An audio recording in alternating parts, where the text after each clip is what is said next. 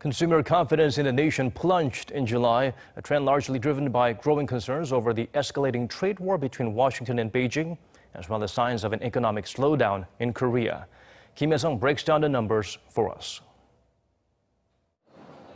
South Korea's consumer sentiment in July fell by the steepest margin in 20 months to record an index score of 101.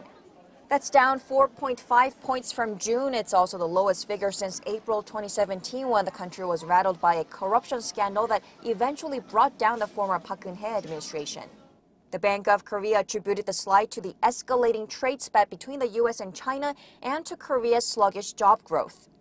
The fight between Korea's top two trading partners and the growing protectionism between the U.S. and the EU are increasing the downside risk to Korea's export-driven economy.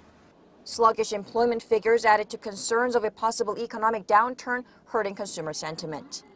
Between January and June, a monthly average of 142,000 new jobs were added, the slowest growth since the 2008 global financial crisis.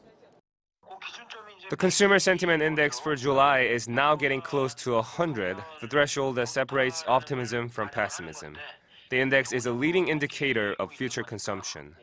The fact that all of its sub-indices fell means domestic consumption in the latter half of this year is likely to slow down. Bad news for the Korean economy that's already struggling from export uncertainties and slowing investment. The sub-index for households' economic outlook fell 9 points to 87, and the sub-index on current economic conditions fell 7 points.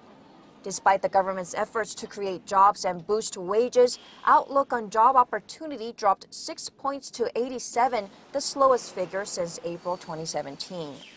The expected inflation rate for the following year stood at the same in June at 2.6%. 김혜성, Arirang News.